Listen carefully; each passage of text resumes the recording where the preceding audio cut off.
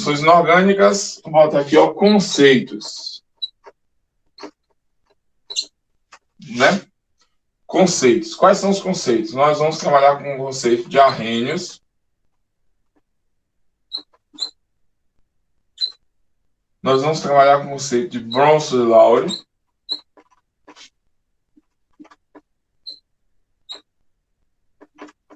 E com o conceito de Lewis. Certo? São os três principais conceitos que nós encontramos para funções inorgânicas. Certinho?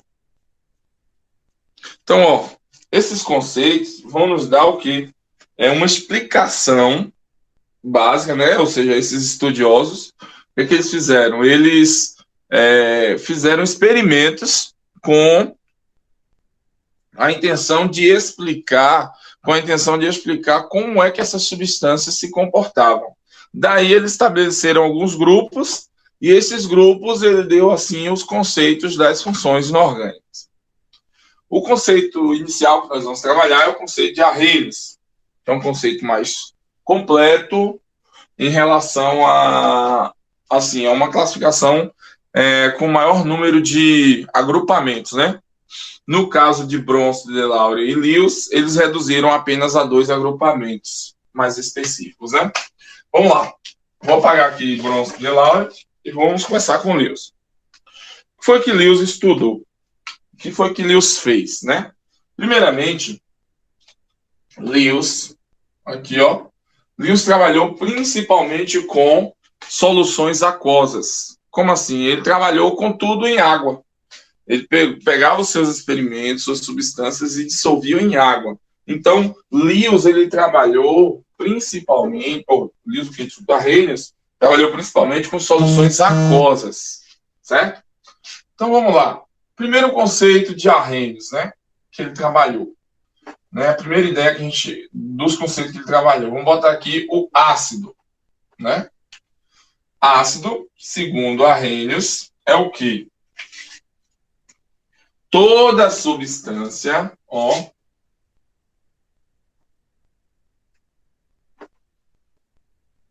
Peraí, deixa eu só aceitar ali, Diogo. Então, toda substância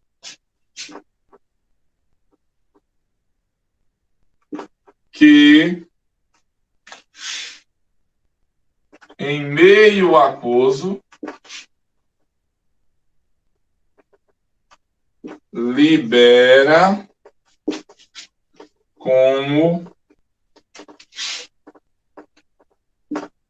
único íon positivo o próton H+. Tudo bem?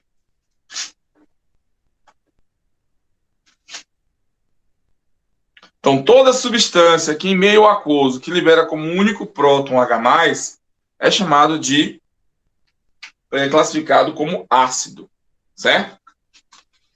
Outro conceito que ele utiliza, eu só vou botar os conceitos aqui, porque depois eu vou explicar individualmente cada um, certo? Base.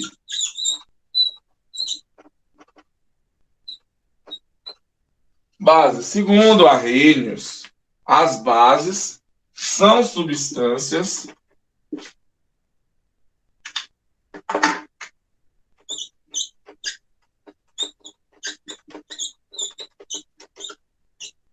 que em meio aquoso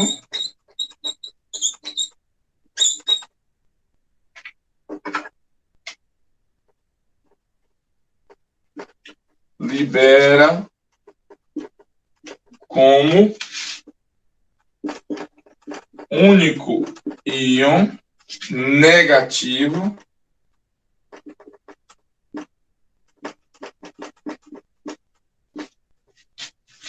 o ânion OH-. Certo?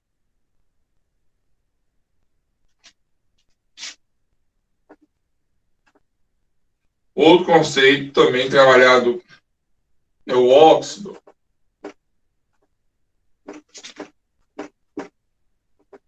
Substâncias. Óxido são substâncias binárias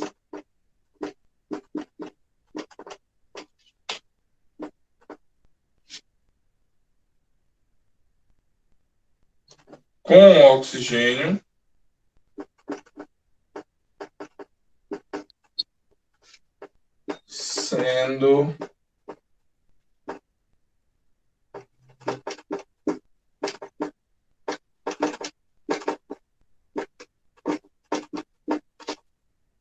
sendo o elemento mais eletronegativo.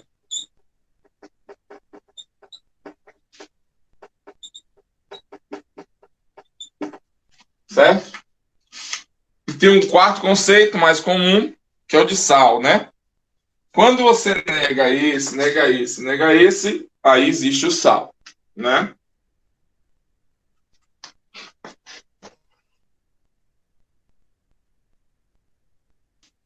Então vamos lá. Então esse é o conceito de ácido, base e óxido. No caso, o sal, ele é o que? É quando você nega o ácido, nega a base, nega o óxido. Tudo bem?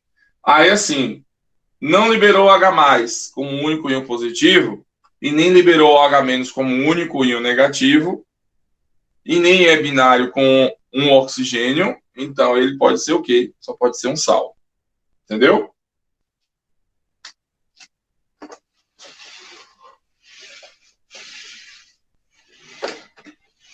Então vamos lá, conceitos individuais. O primeiro conceito que a gente vai trabalhar são os conceitos de ácidos, né? Vamos trabalhar primeiro com ácidos. Vamos lá, ácidos. Como como o conceito que a gente já falou, o importante do ácido é entender ele em meio aquoso, então ele libera H+, né? Mas para a gente entender ácido e qualquer um dos outros, nós precisamos entender alguns conceitos importantes, né? Primeiro, dissolução.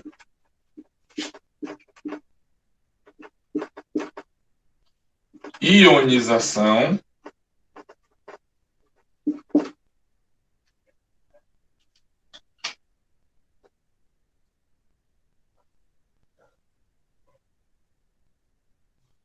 E dissociação.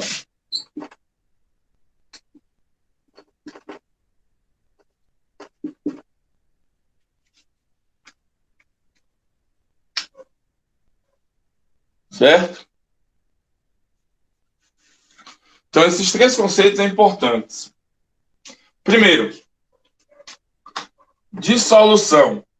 Toda vez que eu pegar um frasco, né, e adicionar dentro dele, contendo um solvente já, aí nós vamos ter o quê? Nós vamos ter a dissolução. Como assim? Vamos pegar um exemplo aqui. Vamos supor que eu coloquei no frasco, tendo um solvente água, certo? E dentro da água eu adicionei açúcar. Certo? Ao adicionar açúcar em água, e a água o açúcar se misturar na água, tanto faz. E aí você montar o quê? Uma solução. Então isso daqui é o que eu chamo de quê? Uma solução, que nós já falamos, né? Solução. Essa solução, ela é uma mistura homogênea e as partículas do açúcar estão dispersas de maneira homogênea dentro da água. Tudo bem? Esse processo de formação de uma solução, nós chamamos de dissolução. Então, dissolução é como se nós pegarmos alguma coisa e dissolvermos em outra. Ou seja, é um soluto se dissolvendo em um solvente. Isso nós chamamos de dissolução. Esse soluto, esse solvente, pode ser sólido, líquido, gasoso e assim sucessivamente, porque vai formar uma solução. Só que no conceito de Arrhenius, a gente só vai trabalhar em solução aquosa, por isso que o solvente sempre vai ser água líquida, certo? Então, dissolução é quando nós adicionarmos um soluto em um solvente e ele se misturar, formando assim uma solução. Então, tudo que acontece dessa maneira, nós chamamos de dissolução. No caso, o Matheus perguntou ali, pH sim, Matheus, a gente vai falar de pH sim. Falar do pH que varia de 0 a 14, né? E que até 6 é ácido e de 7 é neutro e acima de 7, que no caso de 8 a 14 é base. É por aí, certo? É isso aí mesmo. Vamos lá, então. O que acontece? Então, isso é dissolução, tranquilo? Aí vem a questão, gente. A dissolução, ela pode apenas ocorrer o soluto de se dissolver na água sem nenhum efeito, ou ela pode acontecer por ionização ou dissociação. Olha bem, dissolução, quando você dissolve a substância no solvente, no caso nosso aqui é água. Se essa dissolução, ela somente ocorrer, nem que seja por ionização ou por dissociação, então simplesmente dissolveu, certo? Então, a dissolução, ela ainda pode acontecer por ionização ou dissociação. Então, o que acontece, gente? É importante perceber que a dissolução é tudo. Ou seja, eu vou dissolver algo, certo? Dissolução. Eu dissolvi. Quando eu penso que essa dissociação, ou dissolução, desculpa, ocorreu por ionização ou dissociação, aí a gente tem outra situação. O que acontece? Dissolução por ionização acontece com compostos covalentes. Covalente. Quer dizer o quê? Se o composto é covalente, significa que ele não tem íons. Ele não formou íons no momento em que as suas ligações primárias foram geradas, não houve a formação de íons. Quando você pega esse composto covalente, joga em água, e ele se dissolve, ocorre a dissolução, e essa dissolução ocorre por ionização, ele vai formar íons. Quer dizer o quê? Esses íons vão existir, vão passar a existir quando se misturar com a água. Esse processo de dissolução ocorre por ionização. Aí você tem o quê? Um composto covalente dissolvendo em água que forma íons. No composto de dissociação, nós vamos trabalhar com compostos iônicos.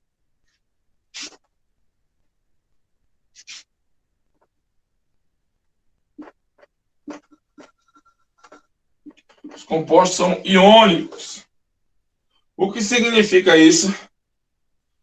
Composto iônico, ele, nas suas ligações primárias, certo? A formação da sua ligação primária aconteceu por formação de íons, ou seja, já existem os íons e eles estão sendo atraídos por forças eletrostáticas, certo? Essas forças eletrostáticas é decorrente da presença de uma carga positiva e uma carga negativa que se atrai devido a essa diferença de carga.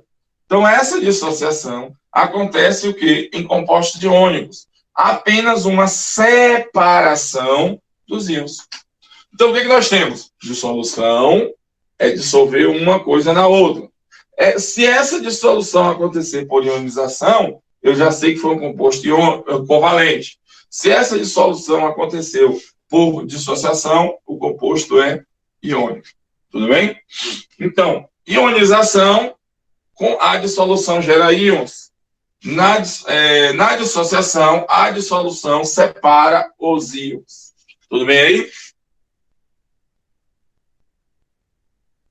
Importante lembrar que o que está acontecendo na solução ali, devido à dissolução, é uma quebra de interações intermoleculares, certo? As interações intermoleculares, elas se quebram, ou melhor dizer, são substituídas por outras interações intermoleculares.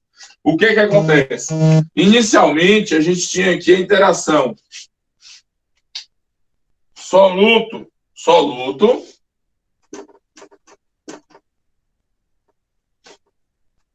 e tinha a interação solvente. Então, ó, separados, depois passou a ter interação solvente-soluto. Quer dizer o quê? Antes da solução, antes de ocorrer a dissolução, nós tínhamos a interação soluto-soluto, a interação solvente-solvente, então passamos a ter agora a interação do tipo solvente-soluto. Olha só, o que acontece? Na interação soluto-soluto, eu tenho um tipo de interação intermolecular. Na outra, no solvente, também tem um tipo de interação intermolecular. E quando mistura a solução, nós temos outro tipo de interação intermolecular. Na verdade, nós chamamos isso de ligação secundária, inicial, ligação secundária e ligação secundária, né? Que é aquela que nós falamos, que é a interação entre as moléculas ou as substâncias que já têm a sua ligação formada, sua ligação primária, que são ligações interatômicas, ligações intermoleculares. Nós chamamos também de interações e assim por diante, certo? Então, gente, o que é que nós temos aí, então? Vamos lá. O que acontece? Quando nós analisamos esse processo de dissolução e observamos o tipo de interação existente no soluto-soluto, no solvente-solvente, no solvente-soluto, nós vamos observar que há uma troca de interações. O soluto deixa de fazer consigo mesmo, o solvente deixa de fazer consigo mesmo, e eles passam a interagir entre eles. Certo? Também. O que acontece agora, gente? Olha só. Quando a gente pensa dessa maneira, nós vamos observar que há uma mudança nas propriedades da solução devido a esse processo de dissolução. O que acontece? Olha só. Vamos pegar um exemplo. O açúcar, quando nós adicionamos na água, nós temos a interação intermolecular água, né? As moléculas de água se interagindo, e temos as interações intermoleculares açúcar. Primeiro detalhe, a solução dessa mistura, ela é líquida, porque a água está no estado líquido, então ali você vai ter o quê? Uma solução líquida. Quando você adiciona o açúcar, que é sólido, adiciona na água, você vai ter essa mistura de substância sólida com líquida, formando agora interações intermoleculares entre elas. No açúcar existem vários grupos OH, ou seja, hidroxilas, que realizam ligação de hidrogênio entre si, e elas deixam de fazer ligação de hidrogênio entre si também para se interagir com a água. Isso é o que permite essa dissolução. É como se várias moléculas de água fossem abraçando, ou seja, que nós chamamos isso de solvatando.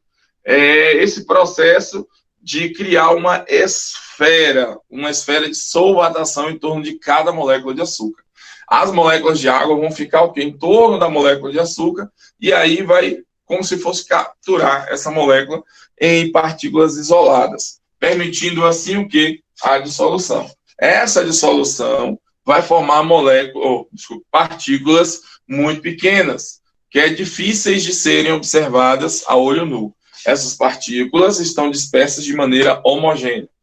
Tanto que a gente mantém as mesmas propriedades em toda a solução.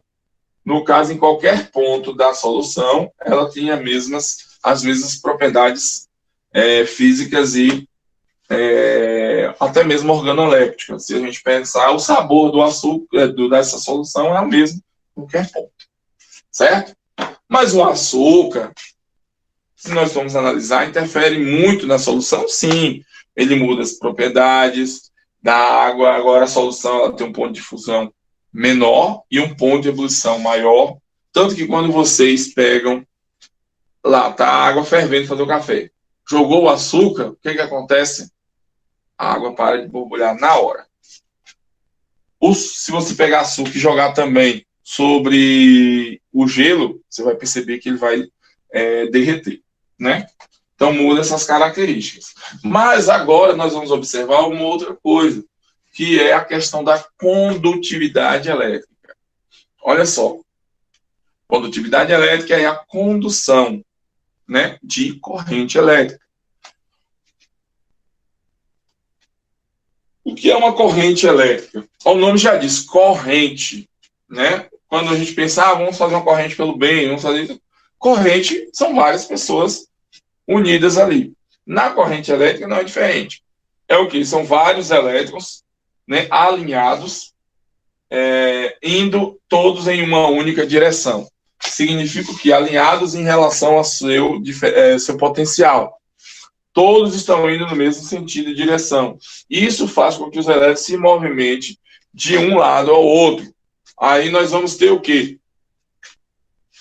Uma corrente. Quando nós analisamos o fio, ali por ele está passando uma corrente elétrica, uma quantidade enorme de elétrons passando pelo fio para chegar até o nosso aparelho. Então isso é uma corrente. Significa que o fio conduz corrente elétrica. Os fios, que na verdade são metais no estado sólido, são excelentes condutores. Nós já falamos sobre isso, né? Isso devido a seu tipo de ligação, que é a ligação metálica, e permite o quê? Esses elétrons livres, que nós vimos que o modelo que representa essa ligação é chamado de mar de elétrons, né? Então, gente, quando a gente pensa corrente elétrica, é a permissão dessa passagem dos elétrons por esse material. No caso, o fio permite a passagem dos elétrons. Mas, será que a água é um bom condutor? Será que a água permite facilmente essa passagem? Não. A água é um composto covalente. É um composto covalente, apesar de ser um covalente polar, muito polar inclusive, ela não permite facilmente essa passagem de corrente. Ela tem uma resistência elétrica porque a quantidade de íons presente na água pura é muito pequena. Nós vamos falar justamente disso aqui. A água é uma substância que sofre o processo de autoionização ou autoprotólise. Ela sofre uma leve ionização. Tanto que a corrente que a água passa é muito pequena, porque a quantidade de íons é pequena.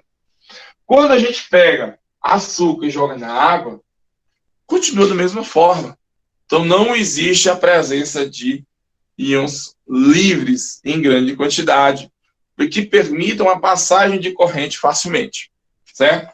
Então o açúcar não altera essa propriedade da água. O açúcar não altera essa característica da água permitir a passagem de corrente elétrica. Agora, se a gente alterar aqui e colocar, ao invés de açúcar, colocar sal de cozinha, que no caso nós chamamos de cloreto de sódio, como principal componente do sal, olha bem, sal de cozinha não é cloreto de sódio. Sal de cozinha é uma mistura de várias substâncias, sendo o cloreto de sódio como principal componente. Mas nós levamos sempre em consideração como sal de cozinha, cloreto de sódio. Isso de um modo geral, certo? Mas não é. Tanto que tem iodo, tem outras porcarias lá misturadas no sal de cozinha. Mas, de qualquer maneira, se eu pegar o sal de cozinha, cloreto de sódio e jogar na água, agora o sal de cozinha é um composto iônico, que vai sofrer não somente a dissolução, ou seja, o isolamento das moléculas. Na verdade, vai ocorrer a dissolução por dissociação. Significa que os íons que já estão formados ali, que é o cloreto e o sódio, eles vão se separar. Vão separar um do outro, vão ficar isolados. Vai acontecer o isolamento iônico, ou seja, os íons vão estar isolados um do outro, separados um do outro. O que vai ocasionar esse processo é o solvente, que neste caso nosso é a água. O que é que nós temos? Os íons presos aqui, né, fixos um no outro, a água se interagindo consigo mesma. Quando ocorrer essa mistura, a água vai separar os íons, né, do soluto sal, e esses íons agora vão estar livres em movimentação. Essa movimentação da carga dentro da solução permite a condução de corrente elétrica, permite agora que a corrente passe pela solução facilmente. Tanto que eu pedi para vocês assistirem um vídeo, né, no YouTube, né, um vídeo sobre como montar uma máquina de solda elétrica utilizando solução salina. Eu pedi isso para vocês assistirem lá. É justamente através desse processo de dissolução ou dissociação que nós vamos ter a condução elétrica suficiente para gerar uma máquina de solda. Certo? Então, para entender isso aqui, o que é que nós vamos observar? Então, o sal de cozinha, quando jogado em água, ele vai formar uma solução, e nessa solução nós vamos ter o processo de dissociação dos íons. Certo? Então, isso aqui é o sal de cozinha. Mas, se nós formos observar, existem outras substâncias que, quando jogadas em água, antes elas não tinham os íons. Vou botar aqui a solução. Certo? O que é que nós vamos pegar aqui como exemplo? Vamos pegar como exemplo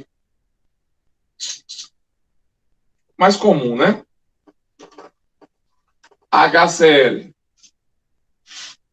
Esse HCl, na verdade, é o ácido clorídrico.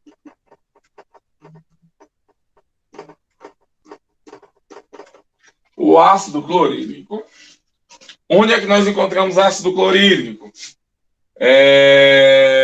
No estômago, no nosso estômago. O ácido clorídrico é encontrado também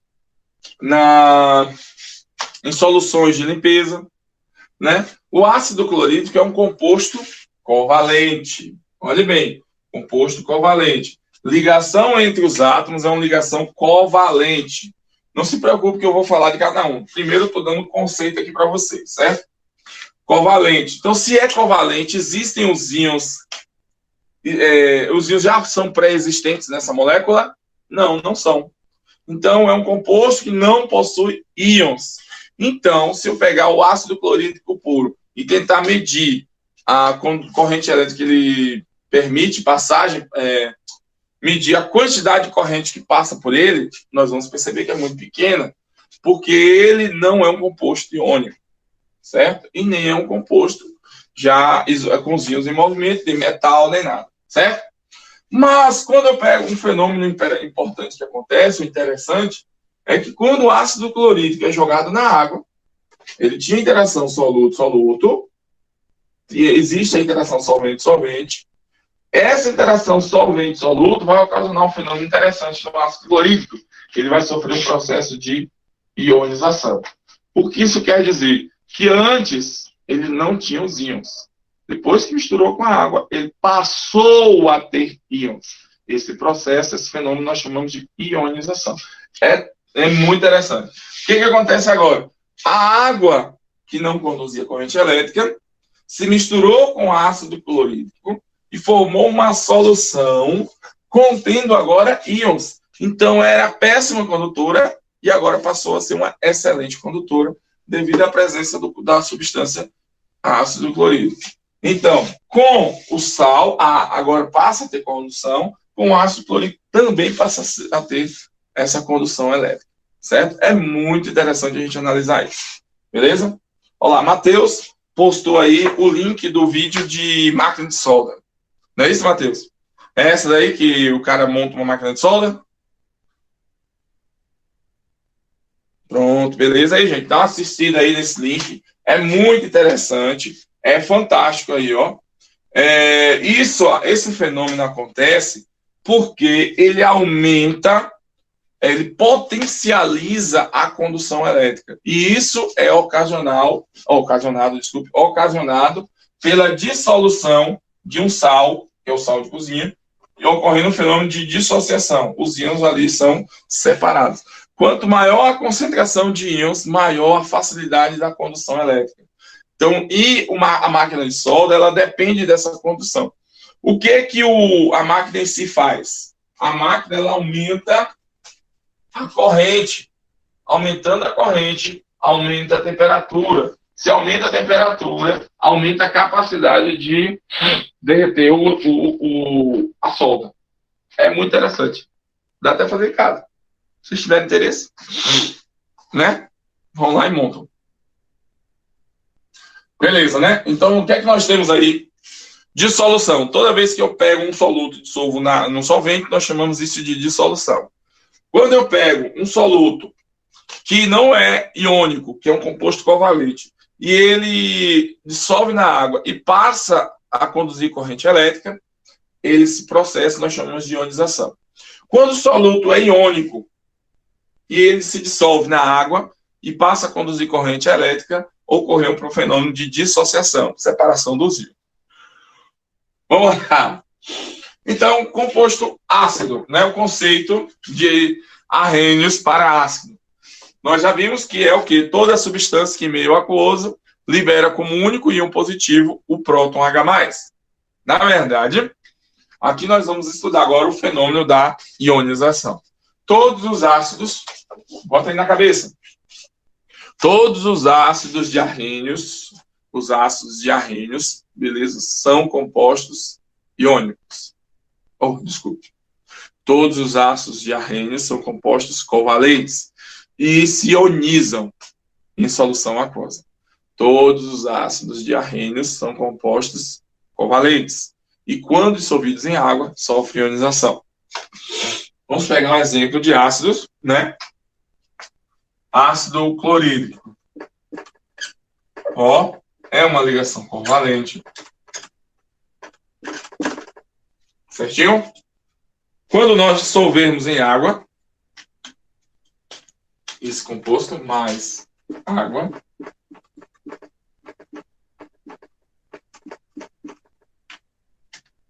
a água vai capturar, devido à presença do elétron livre, que nós já vimos, ela vai capturar o H+. Por que esse H+ vai ser capturado? Porque o cloro, ele é mais eletronegativo. Então, a distorção da nuvem eletrônica está neste sentido. Então, o próton está parcialmente positivo, nós já vimos que é uma molécula polar, e o cloro está parcialmente negativo.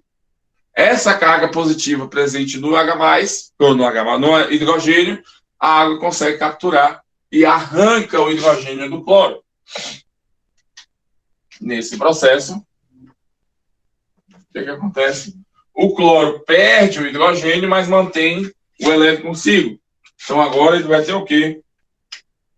O cloro.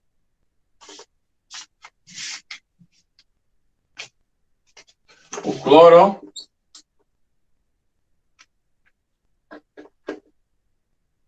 ele vai ter os seus 6 elétrons que tinha antes, mais um que fazia ligação com o hidrogênio, e ainda tem o elétron do hidrogênio. Resumidamente, ele vai ter os 8 elétrons ali na sua última camada, ficando o quê? Com carga negativa, né? Então, agora a carga do cloro é negativa, então ele formou esse íon cloro. Mas a água capturou o hidrogênio. Se ele perdeu esse elétron, então ele ficou positivo, né? Então a água aqui agora se juntou com esse hidrogênio e formou H3O+. Mas não libera como único íon positivo o H+? Sim, gente. Só que o H+, ele se associa à água e sempre vai estar na forma de H3O+. Então nós não vamos encontrar na água o H+, nós vamos sempre encontrar o íon hidrônio, que é esse H3O+. Então, o íon hidrônio é o íon encontrado na água. O nome dele é o quê? Hidrônio. Ou hidroxônio, que aí vocês vão encontrar em outros livros aí com o nome hidroxônio. Certo? Mas esse é o fenômeno, certo? Vai acontecer. Em alguns casos, nos livros, vocês também podem encontrar assim, HCl vai sofrer vai formar H+, aqui, mais Cl- aqui. Observe que aqui é importante a gente colocar o meio que aquele íon está. Inicialmente, o ácido clorídrico, que é uma substância gasosa, quando dissolvido em água, vai formar H+ aquoso, Cl- aquoso. Na verdade, o H+ aquoso nada mais é do que o hidrônio em solução, certo? Então, sempre que nós formos escrever a equação de ionização ou dissociação, nós vamos colocar as condições de meio que estava, ou seja, estado físico das substâncias, certo? Então, só que aqui agora a gente escreve geralmente essa solução, essa equação assim, ó. HCl gasoso mais água líquida formando H3O+, aquoso, mais Cl- aquoso. Certo? É assim que a gente escreve esta equação. Tranquilo aí? Então, todo ácido, segundo Arrhenius, quando dissolvido em água, vai sofrer o quê? A ionização e liberando o íon positivo H3O+. Na verdade, ele fala H+, mas em solução nós não encontramos H+, encontramos H3O+. Só um único íon positivo. Certinho?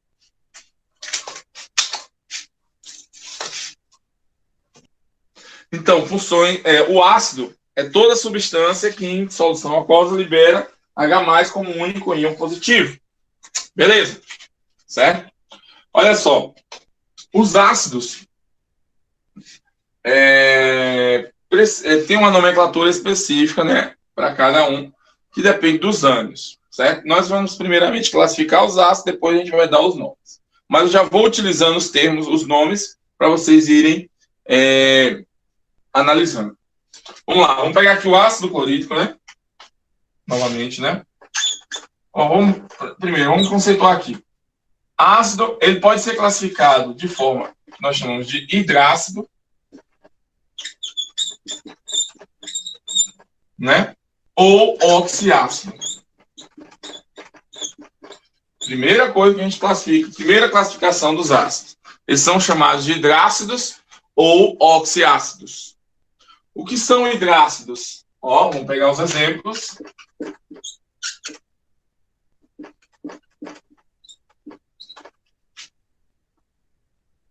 HCl, que é o ácido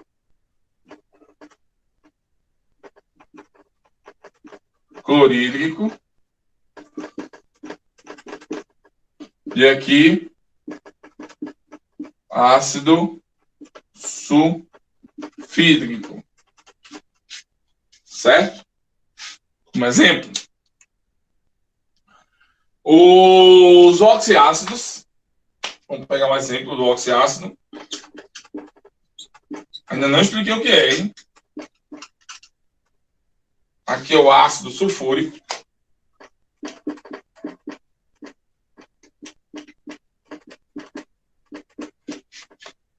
Ácido sulfúrico. É outro exemplo.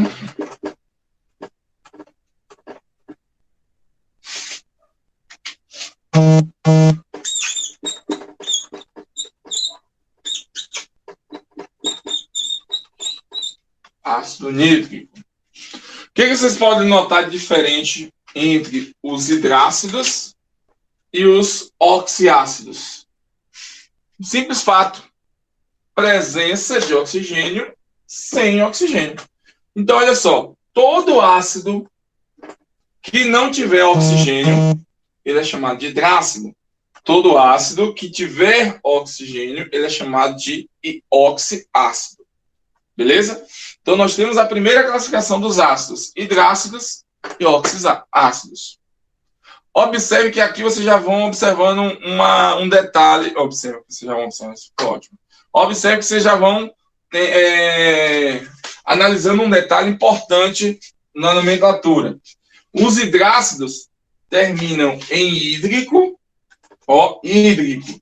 O oxiácido termina somente em ico. Tá vendo, ó? Não tem esse hídrico, só tem o ico. Então, ó, já é importante analisar isso. Então, primeira classificação, hidrácido, depois oxiácido. Então, se for com oxigênio, oxiácido. Sem oxigênio, hidrácido. Certo? Posso apagar aí? Para ver outra classificação. Essa classificação nós chamamos de classificação dos ácidos quanto à presença ou não de oxigênio. Ou seja, quanto à presença de oxigênio. Chamamos de hidrácido e chamamos de oxiácido. Quanto à quantidade de hidrogênio ionizável, ó, nós podemos chamar ele de monoácido, diácido,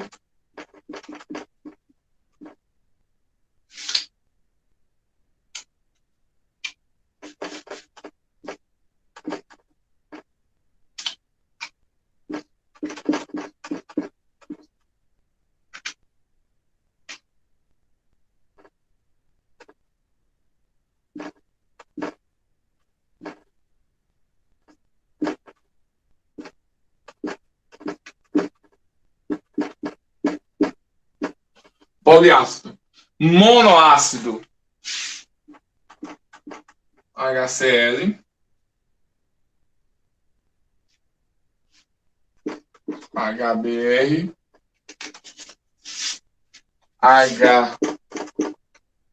HNO3, diácido,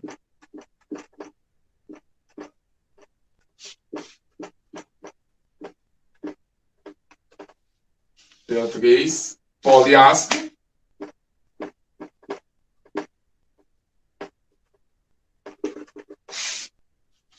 e assim sucessivamente. O que acontece, gente?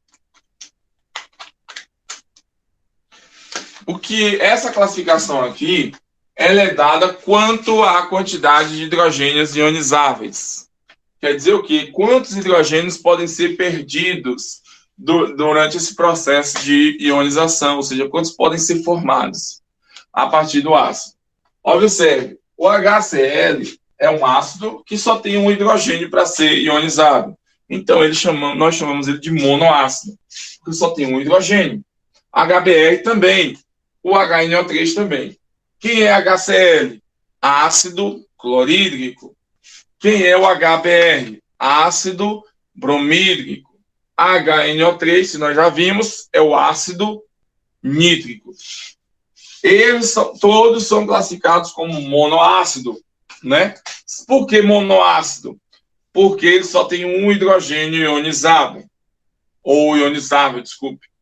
Ionizável. Então, quando só é um hidrogênio que pode ser perdido, nós chamamos de monoácido.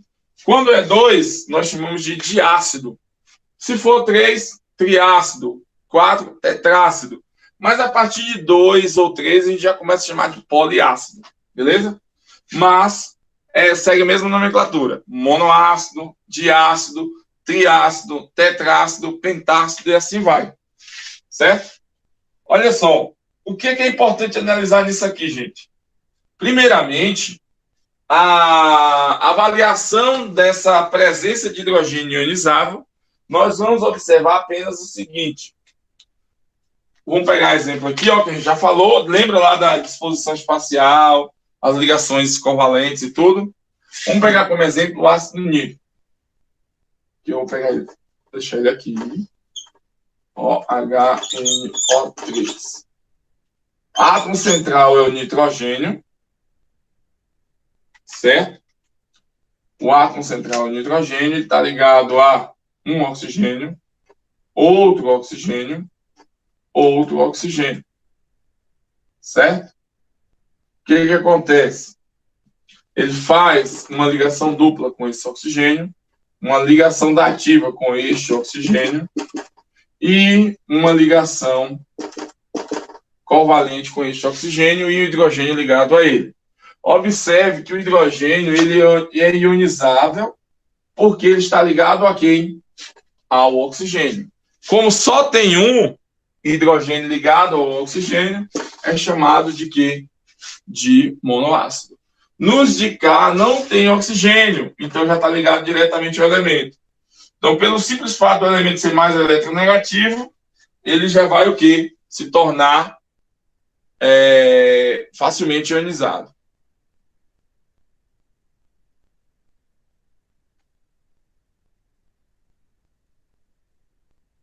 Verdade, viu, Matheus? Só o Brasil que não tem essa. Vamos lá. O diácido, vamos analisar aqui. O ácido sulfúrico, que é esse aqui. Né? Vou pegar, na verdade, vamos pegar o ácido o fosforoso. Vou pegar como exemplo esse.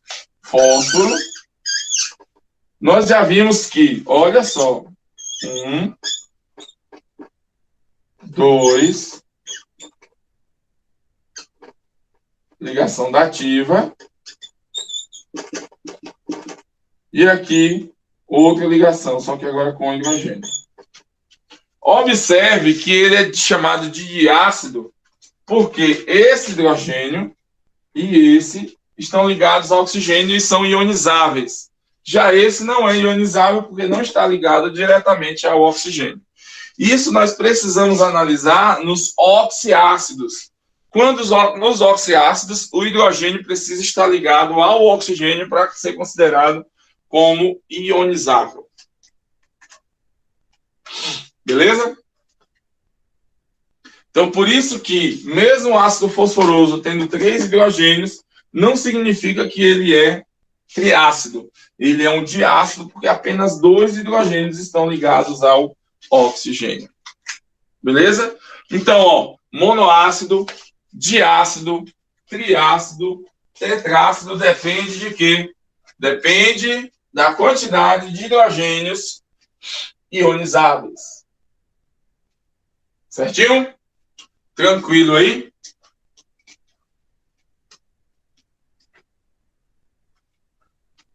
Beleza, vamos lá então.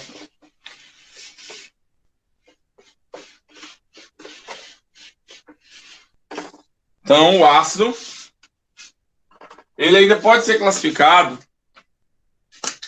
como, de acordo com o grau de ionização, ó, grau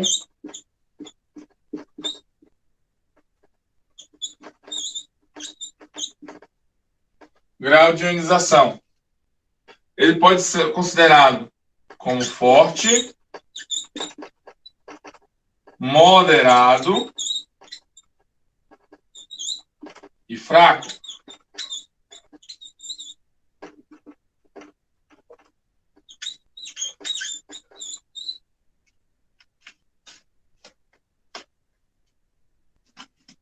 Forte, grau de ionização maior que 50%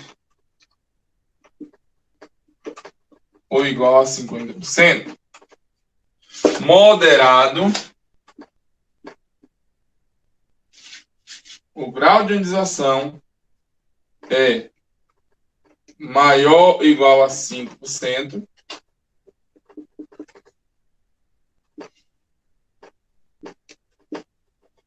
Menor que 50%. E fraco é menor que 5%.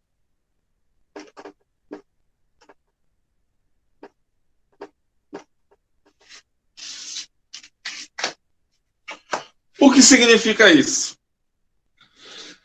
Grau de ionização tem a ver com esse símbolozinho aqui do alfa, né? O alfa, que nós chamamos isso de grau de ionização. Esse grau de ionização é medido pela concentração, a quantidade de íons que foram liberados. Por exemplo,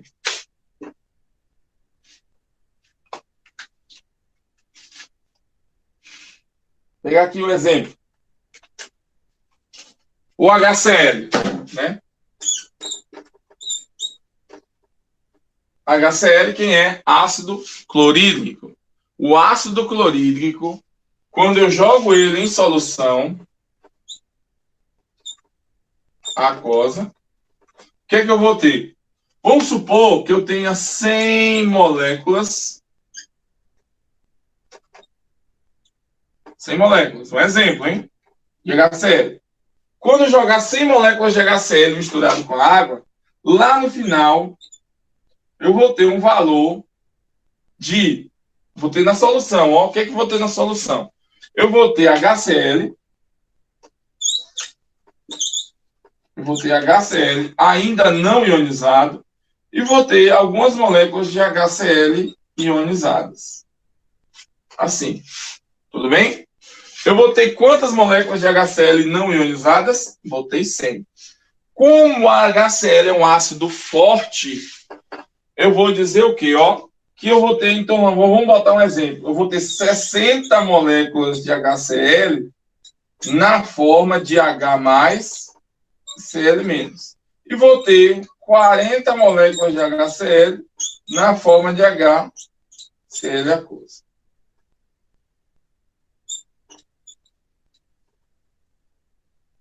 Certo? Isso significa o quê? É o total de moléculas que foram ionizadas, é o que nós vamos medir como grau de ionização. Lembrando que aqui é só um exemplo. O HCl mesmo, o valor é muito maior que isso aqui, tá? Em torno de 70% a quantidade. 70% a 80% o valor do grau de ionização do HCl.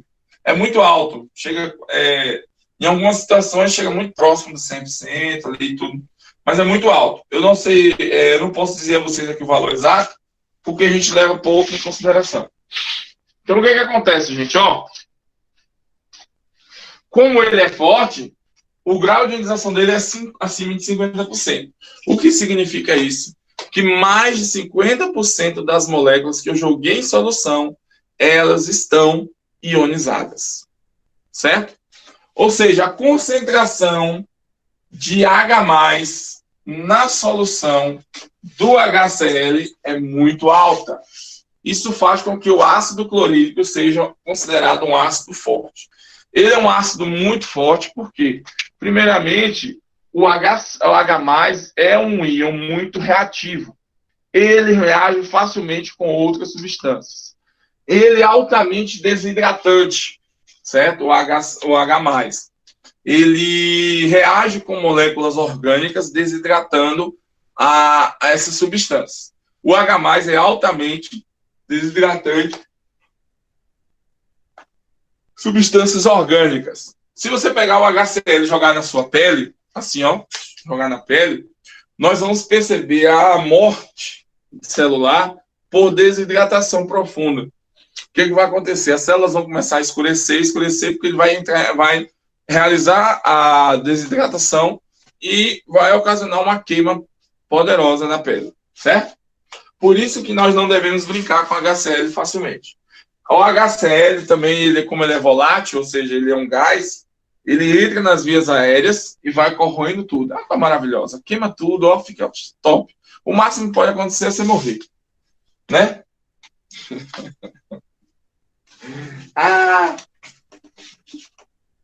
Todo mundo entendeu aqui, né? Como é a questão da força. Eu vou botar na tabelinha, fica mais fácil de considerar, de modo geral, hein, gente? Ó, forte, moderado e fraco.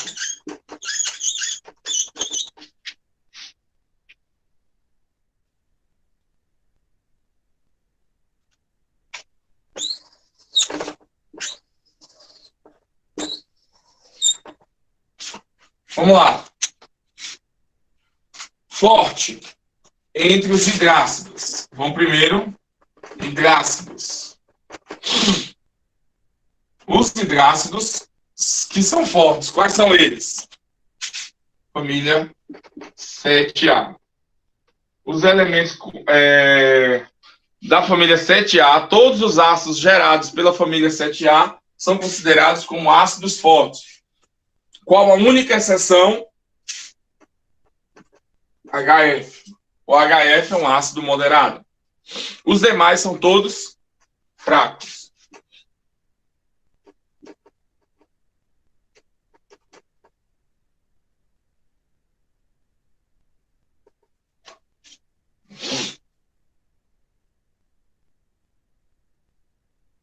Certo? Os oxiácidos.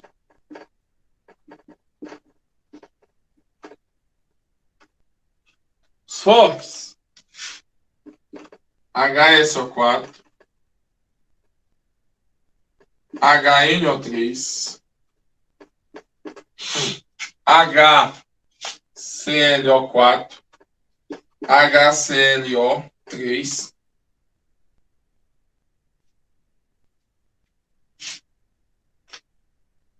São os principais. Que mais aqui? Acho que só.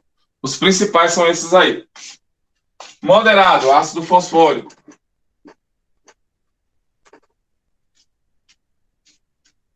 Ácido fosfórico é um ácido moderado. Os demais, nós classificamos mais como fracos, né? Existem outros aí, mas a gente vai considerar principais esses aí. Tudo bem? Ácido pícrico, que deu grau de ionização aqui, ó, moderado. Mas, vamos lá. Ácido sulfúrico, ácido nítrico, ácido perclórico, ácido clórico, ácido fosfórico e os demais. Existe uma regrinha para descobrir se o ácido oxiácido ele é forte, moderado ou fraco. Como é que é feito?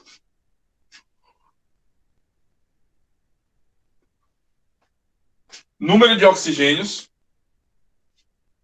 subtrai pelo número de hidrogênios, 4 menos 3, certo? E divide pelo número do átomo elemento central. 4 menos 3 dá 1. 1 dividido por 1, que é um fósforo, vai dar 1. Então, esse processo aqui dá o valor de 1. Aqui, ácido forte. 4 menos 2 dá 2. 2 dividido por 1 vai dar 2. Então, aqui está dando 2, tá vendo? Observe que no mais fraco, vamos pegar um outro exemplo aqui.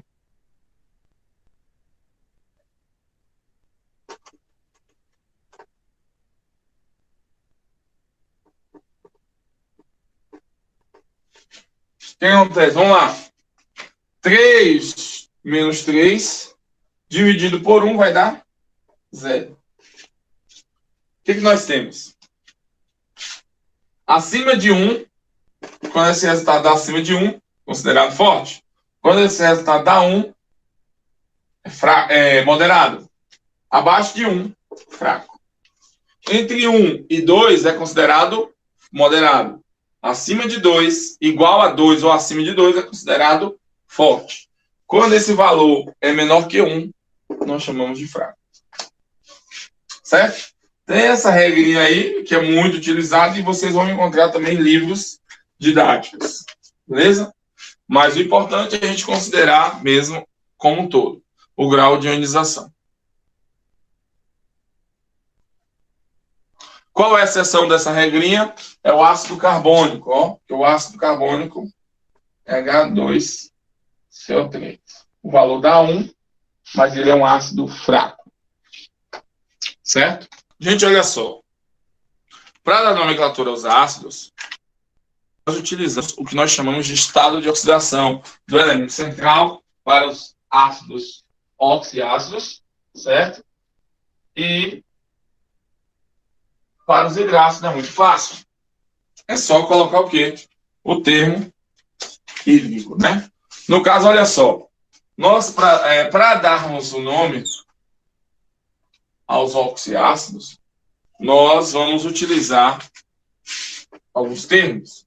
Né? Eu vou dar aqui alguns exemplos de ânions. Vou botar aqui, ó. SO4 2-, NO3-, PO4 3-, certo? botar aqui ClO3-.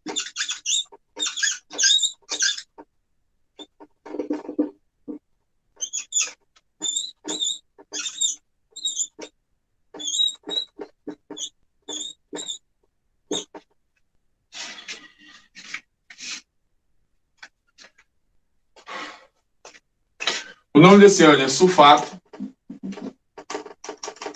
O nome desse ânion é nitrato. Esse ânion é fosfato. Clorato.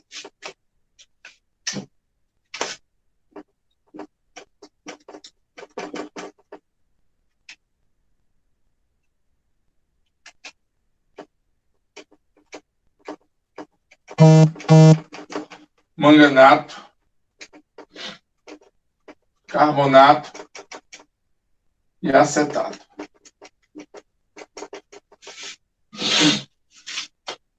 Observe que esses ânions são todos oxiânions, né? Ou seja, possui oxigênio nele. Vamos botar aqui, ó, F-, que é o fluoreto.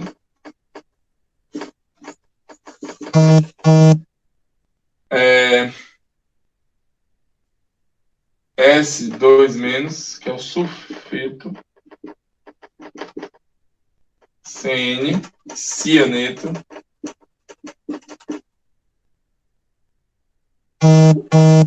Br-, brometo.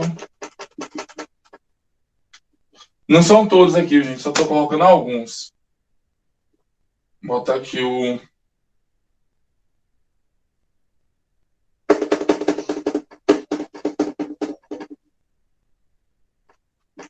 I-, Cn-. Iodeto, cloreto. Observe que há diferença de nomenclatura. Esses aqui que não têm oxigênio, terminam em eto. Esses que têm oxigênio, terminam em ato. Poderia terminar em ito também, que a gente vai ver aqui. Certo? Então aí a gente tem um quadrinho, ó, de nomenclatura, que eu gosto de usar ele, que é para vocês. Aí vem a decoreba, né?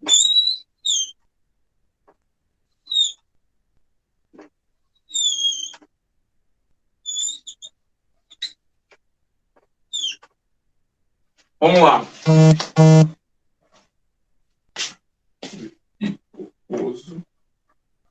Oso, ico, pé. Vamos lá.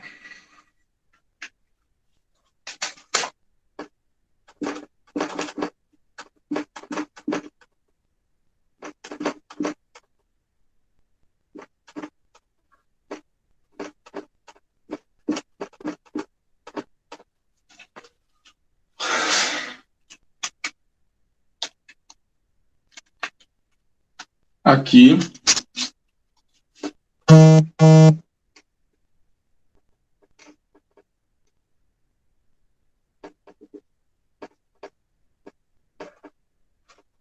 Olha só.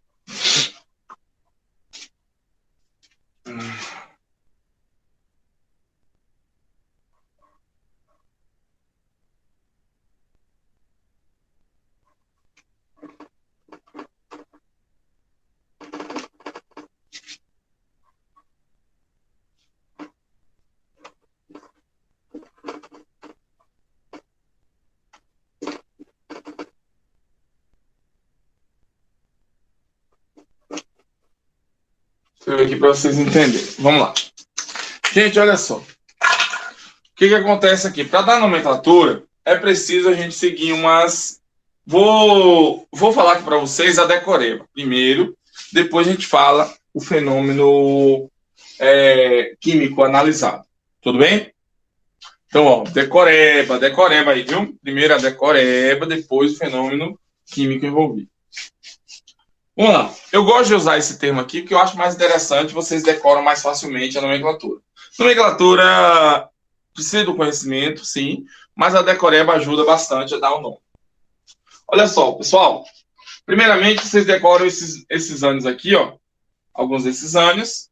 Isso já ajuda bastante na nomenclatura, mesmo porque a maioria dos sites que nós vamos utilizar vão estar ligados a esses ânions aqui. Sulfato, nitrato, fosfato, clorato, manganato, carbonato e acetato. Observe que todos eles terminam em ato, certo? O sulfato ele tem 2 menos, 4 oxigênios, nitrato tem 3, menos e 3 oxigênios, e assim vem cada um deles. Eu digo o seguinte, eu sempre gosto de usar como decoreba aí o termo ato como rico, né? Rico em oxigênio. Rico em quê? Em oxigênio. Então, ó, toda vez que tiver ato, é rico em oxigênio. Toda vez que tiver ito, é pobre em oxigênio. Tudo bem? Então, você tem o termo ato e ito. Ato rico, ito pobre.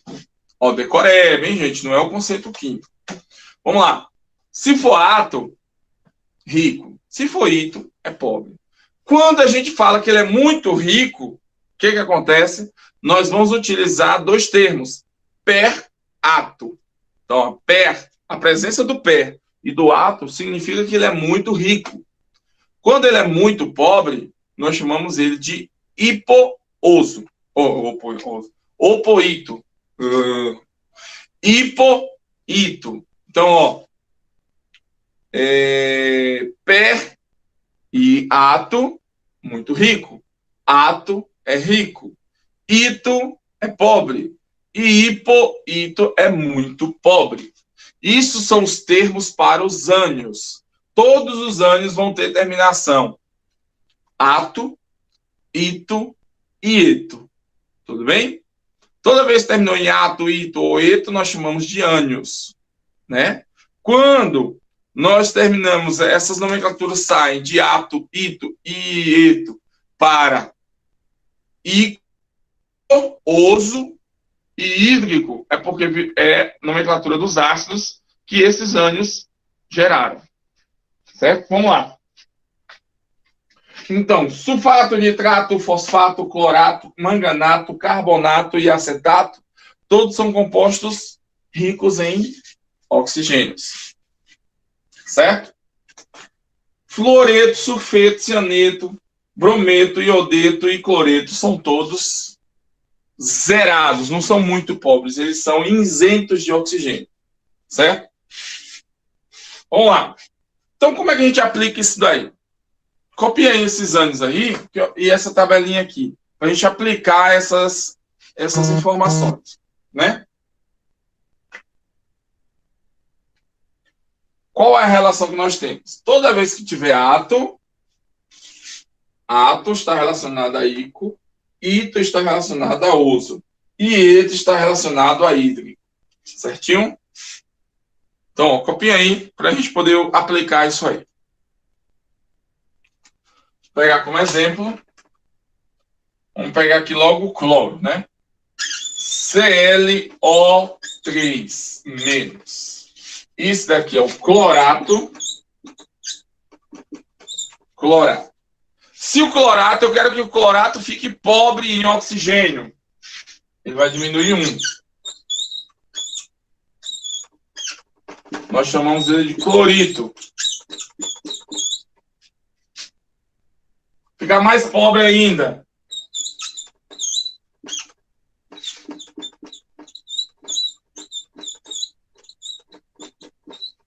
Hipoclorito. Ficar muito rico.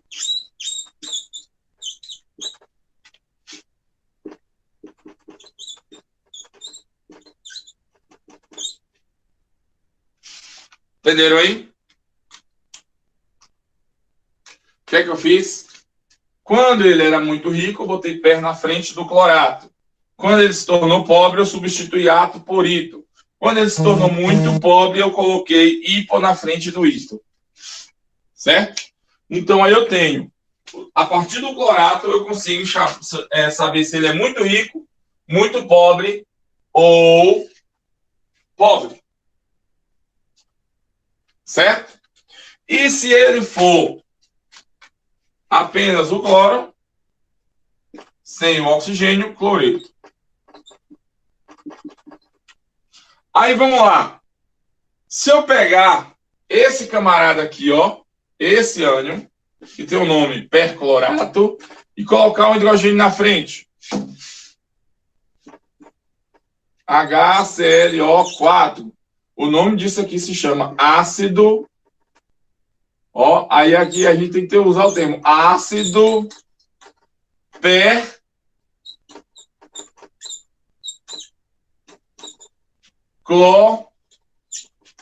Aí vem, não terminou em ato, eu tiro o ato e boto ico. Aí ácido perclórico. O de baixo, clorato. Aí, ó, HClO3. Eu chamo de ácido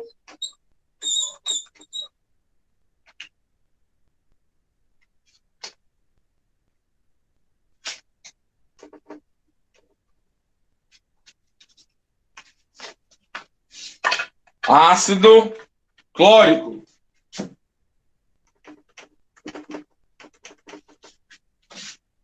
Se for aqui no caso clorito, só colocar o H na frente, chamo de ácido cloroso. Se colocar o H na frente do outro, é ácido hipocloroso. Observe que todo ácido, ele vai ter aqui, a gente vai visualizar esse hidrogênio aqui em destaque. Isso mostra que é a quantidade de hidrogênios que são o quê? Ionizáveis.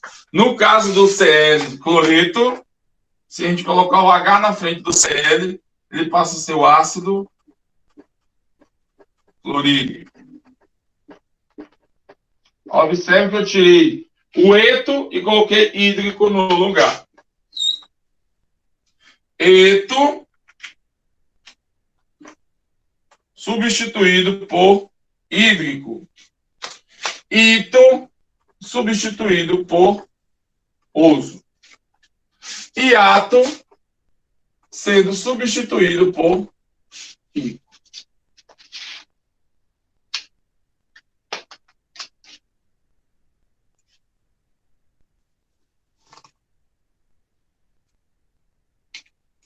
Não, o ânion, ele deixa... Quando ele está com H na frente, Isaac, ele deixa de ser ânion e passa a ser um ácido. Entendeu agora? O ânion, nós vamos perceber que a gente vai usar o ânion não como ácido, mas como sal. Porque após a neutralização do ácido, ele vai se tornar um sal. E o sal, a nomenclatura é feita através do ânion e do cátion. Não vou falar agora para vocês, porque nós estamos primeiro trabalhando com o ácido. Entendeu? Por exemplo, cloreto. Cloreto é o ânion, que veio do ácido clorídrico.